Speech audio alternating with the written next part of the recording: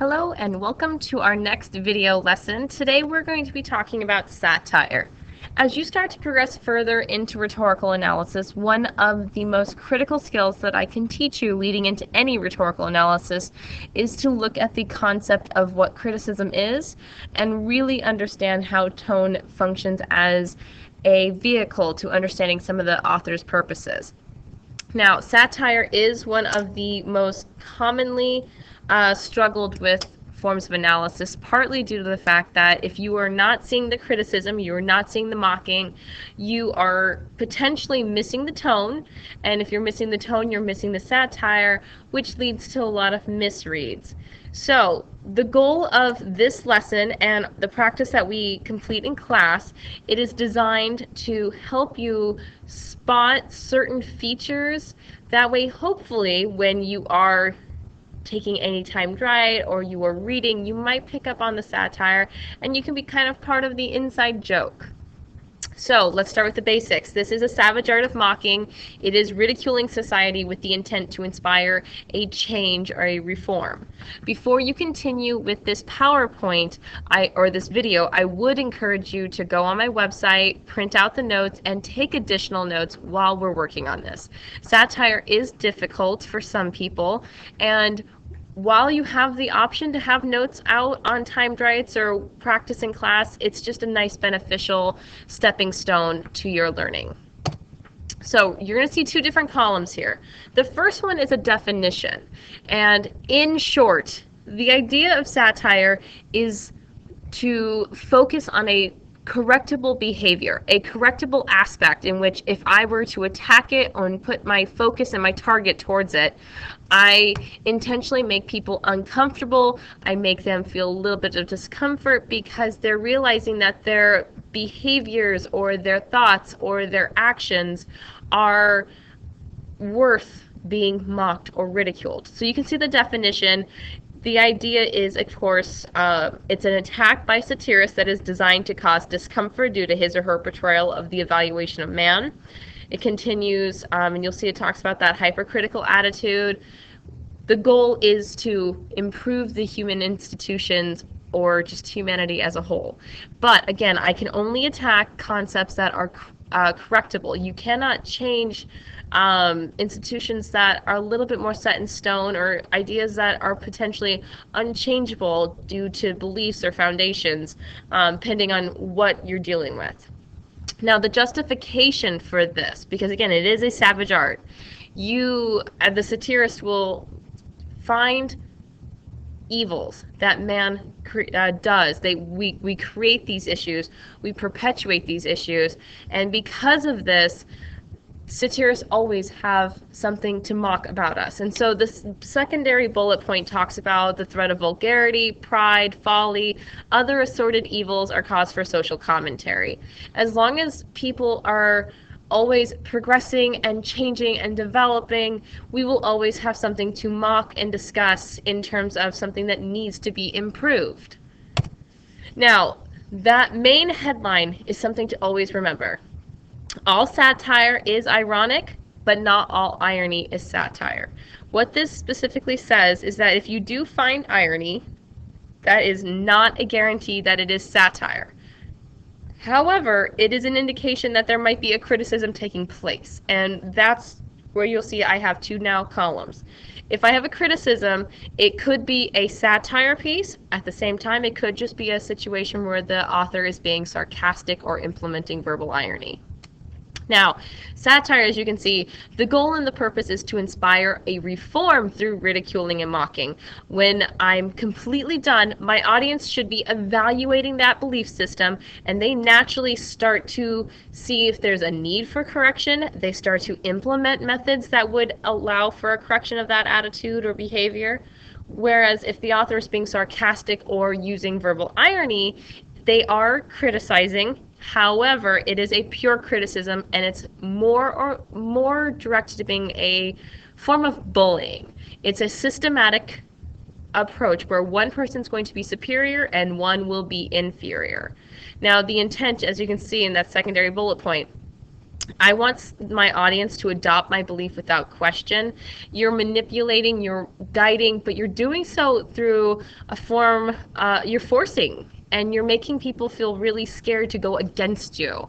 Whereas satire, through that play, that humor, or even through anger and bitter feelings, you see there's a reason why we need to change, and you are constantly questioning your own beliefs, and you're coming to this opinion on your own. So there is a distinction that has to be made. Not every piece has satire in it. Some people will see satire typically because of their own bias or their own opinions, culture. Lots of different factors come into play. So we do have to be very careful when you look at that tone. Now, what makes a satire a savage art? And of course, the biggest question is, what is the difference between the bullying, verbal irony? So, because they do feel very similar. With satire, we are mocking you because your actions or behaviors are worth mocking. You deserve to feel small, and because you are able to change, we mock you because you have the potential to become a better person. And that is very savage if you think about it. I'm going to make fun of you so that you change, so that you are no longer the same person.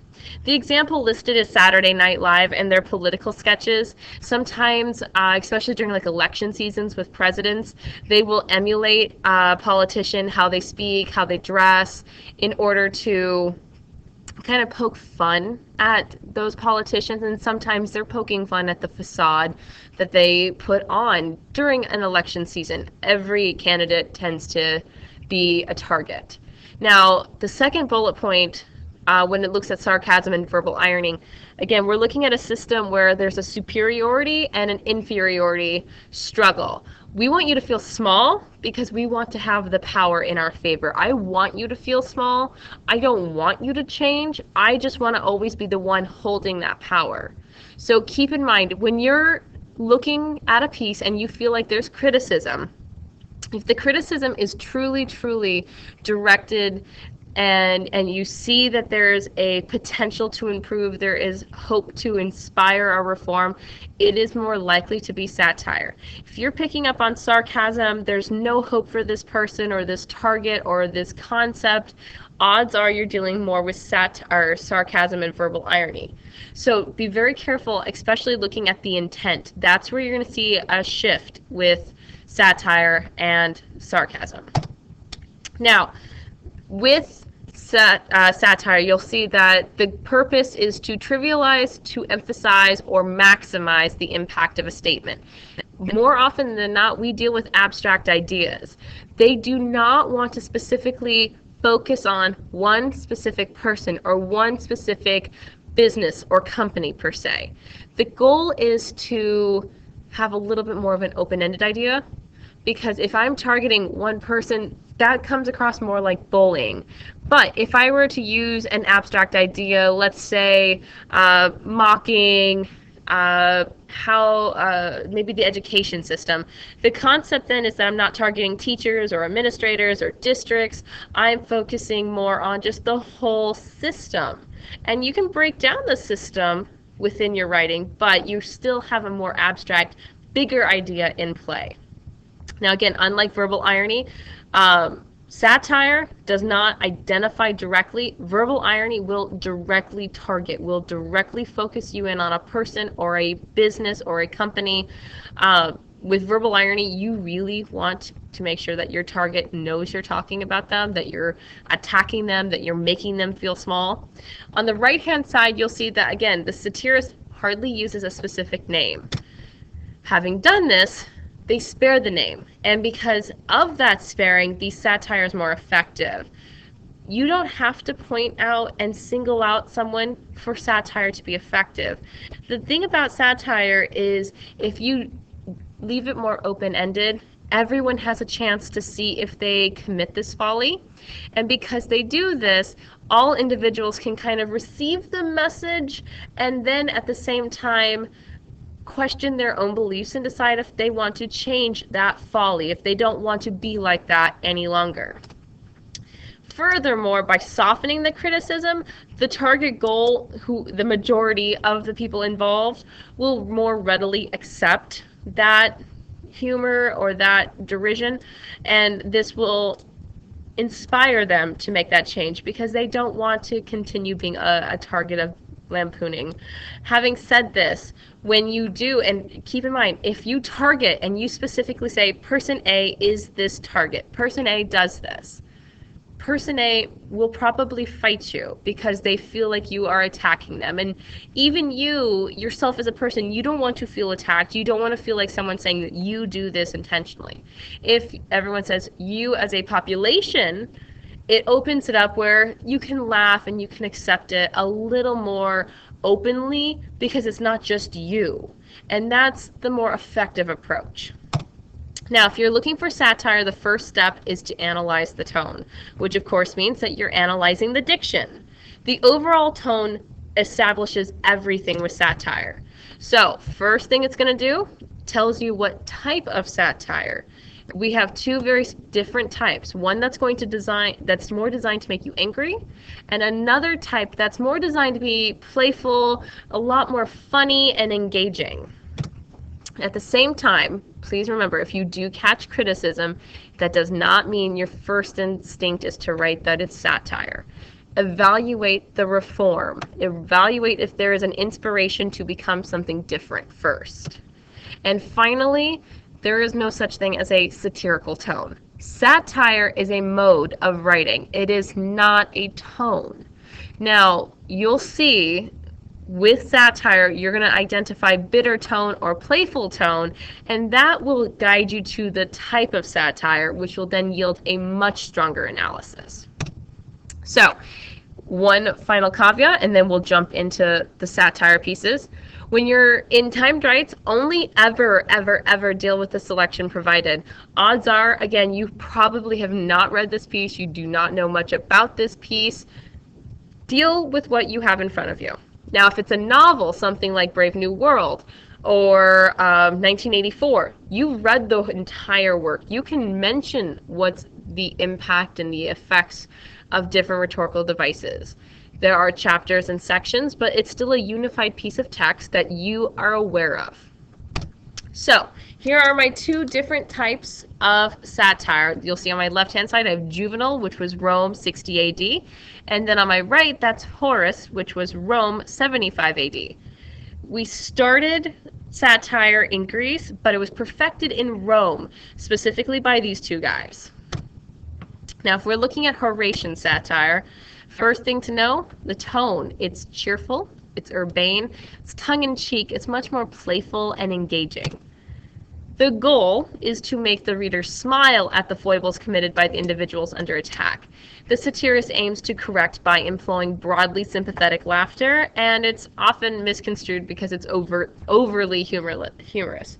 So because people laugh so much, they sometimes miss what the intent was, and that's, you might catch criticism, but because you were laughing too much, you might have missed the reform. This would be like shows like The Daily Show, The Colbert Report, shows that are designed to poke fun and you're supposed to laugh. You may miss that there's an argument that's being presented. And finally, in italics, the goal is not to anger readers, not to make you feel morally indignant. You have to understand a need for reform because it's more playful and you're able to come to the idea a little bit more openly. And so understand, if you're laughing, the satirist was effective because you saw the foolishness of this behavior. Most likely you saw it in yourself, and that's why you're laughing. Because you've either found it in yourself, or maybe, and ideally this would be more of the situation, you might also be laughing because you've seen it committed across the spectrum, just walking in the hallway at school. If you're laughing though, you know it exists, and if you know it exists, you're hopefully making the choice to no longer commit that same problem. Now, the next type is juvenile satire. Now, the tone is cutting, biting, bitter, or angry. It's much more aggressive. The goal is to point with contempt and indignation at the corruption of human beings and the institutions, and it strives to produce in the reader both contempt and moral indignation. The goal is to attack and destroy. It sounds a lot like sarcasm. I understand that. The works are darker by nature. However, look at that final bullet point. The attempt is not to, you do not want to make the audience cheer, you're not trying to make them laugh, you're not even trying to make them smile. You are meant to make the audience angry. And if they're angry, the satirist was effective at making you see the injustice. Now here's the thing. When we deal with sarcasm or verbal irony, you might feel angry because of what's happening, but you may not see a way to change. But if, let's say, you, in a perfect example, at the end of the year, we always have these year-wide, like recapping the year. Last year, there was a video on women in the media, and it had about 20 seconds of all the accomplishments women made in media. Becoming a producer, winning Emmys, becoming news anchors, huge situations. And then the rest of the video, which was another minute and a half, it showed how women are still sexually objectified on commercials, in TV. They showed clips of politicians that were saying that women cannot be emotionally stable while in a position of office. And so part of it was designed to make you really happy because there was such growth. And then that next 90 seconds, you were angry because they pointed out something that could easily change. You see the injustice done to women because they are objectified, they are shot down, they are constantly reminded that they are women, they are not in control of their emotions or their reactions, and because of that, that's a form of injustice. You're angry and you want it to change. Whereas if I had just shown maybe that last 90 seconds, that's more of a more satire, or not satire, but sarcasm, because I didn't have the ability to show you what it could be. Because of those first 30 seconds of that video showing you the accomplishments of women, such different intent was approached, and the idea was received much more clearly. Now, to target and identify satire, first thing you have to do is know your audience. So this is my SOAPs model. Take into account that time period. Go to my website. I've posted all the questions that you ask yourself when you have no idea who the audience is. Use those questions to guide you to just a potential audience. This will help guide you in terms of who the reform is designed for and ultimately what our intent would be with that satire. The second thing to do is to analyze a type of tone. Again, if you notice a criticism, that's wonderful and you're probably on the right track, but ask yourself, what's the goal of the criticism? Do I want to judge? Do I want to inspire people to react? What is my intent in criticizing anything? And finally, know if it is formal and direct or informal and indirect. And what you can see is I provided you two definitions. If I'm dealing with formal and direct, the concept is typically I have the writer or the satirist speaking in first person. They're talking to me, they're engaging with me, they're my speaker. On the other hand, if it's informal and it's indirect, I'm most likely telling a story. I'm trying to get you to learn the lesson through a different vehicle, if you will. All right, here are 4 questions that will help you as you're planning with timed writes or any type of writing. Know who your target is, know what the view is. And when we talk about that satirist view, it's really asking you what their justification might be with that target. Number 3, how can you tell what their view is? And this is, again, trying to lead us towards juvenile or towards Horatian satire. Number 4 is usually the more the question that everyone enjoys analyzing. Who might be offended by the work? Satire does unfortunately offend people at times. So we have to take into account who might be offended. So here is a political cartoon that came out in the 1940s. We'll talk about this in class, but you can see there's Adolf Hitler and there's Joseph Stalin, and there's a caption that says, "Wonder how long the honeymoon will last." We're going to talk about this in class, but I wanted you to have a chance to look at it in advance. There's a slew of other examples, and so I'm going to scroll through these pretty quickly. The idea is go, and this slide right here actually asks you questions and provides some answers to the Doonesbury slide. But there's a Disney satire. Here are some ones that you'll find like in the newspaper and our editorials and column area. Here's the cover of the New Yorker back in 2008. And there's some questions, and you can actually read some of the people who saw that cover and how they reacted, because believe it or not, this was designed to be a satirical argument presented visually. And it's a good time to start dealing with our visual analysis. We'll start looking more and more at satire and how that all comes together. Well, those last, I believe it's like the last 8 slides, we're going to go through those from slide 13 to 28. Okay, so more like 15 slides. Some of them have writing though. We're going to go through those in class slowly. We'll maybe do an example a day. So I do recommend having this PowerPoint printed, just so that when we talk about these, you can add notes in class and understand the satirical concepts and how we develop these ideas slowly but surely throughout time and history. Having said that, this is one of our last videos for the semester, and I know it was a little bit longer, but I do appreciate you guys taking the time to watch this. Satire is a lot of fun. Sometimes you may agree with them, sometimes you may not agree with them, but it's a lot of fun to see how we approach the follies of our history. So it'll be an exciting time in class, and I really look forward to seeing you guys, and have a great evening.